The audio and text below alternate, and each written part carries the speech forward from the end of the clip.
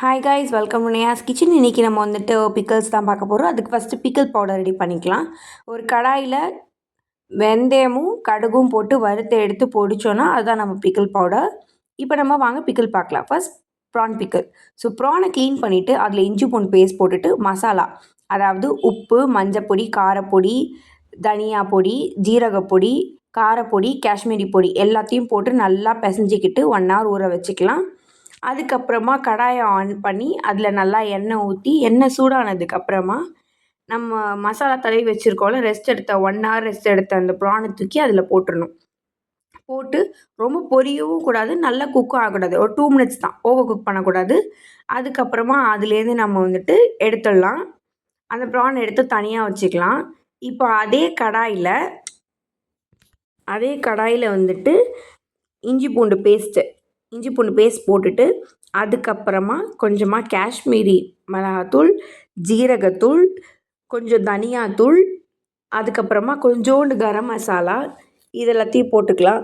இதில் வேணும்னா வந்துட்டு நம்ம நறுக்கின பூண்டு, பச்சை மிளகா, கருவேப்பிலை அதுவும் போட்டுக்கலாம். அது அவங்கவுங்க இஷ்டப்படி.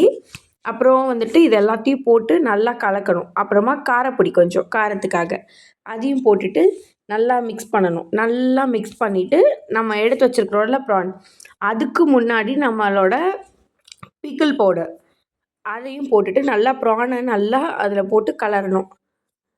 அது கலந்ததுக்கப்புறமா மேலே வந்துட்டு பெருங்காயத்தூள் போட்டு நல்லா கலரி எடுத்து வச்சோன்னா அதுதான் ப்ரான் ஊறுகாய். அதில் கொஞ்சம் வினிகர் ஆட் பண்ணிக்கலாம், அவ்வளோதான். இப்போ நம்ம பார்க்க போகிறது சிக்கன் பிக்கிள். அதுக்கு அந்த கடாயில் வந்துட்டு எண்ணெய் ஊற்றிட்டு சிக்கன் போட்டுடலாம். சிக்கன் போட்டுட்டு அதையும் நல்லா அதே மாதிரி பொரித்து எடுத்துக்கலாம். அதே மாதிரி காஷ்மீரி, ஜீரகத்தூள், தனியாத்தூள், காரப்பொடி, அதுக்கப்புறமா நம்மளோட வந்துட்டு அந்த பிக்கிள் பவுடர். இப்போ சிக்கனோட மேரினேஷன் என்னென்னா அதே தான், ப்ரானுக்கு என்ன மேரினேட் பண்ணணுமோ அதே தான் சிக்கனுக்கும் பண்ணி 1 hour ரெஸ்ட் எடுக்கணும். நான் ரெண்டுத்தையும் சைமல்டேனியஸாக பண்ணிட்டேன். அதே 1 hour கேப் விட்டு இதையும் சைமல்டேனியஸாக பண்ணிட்டேன்.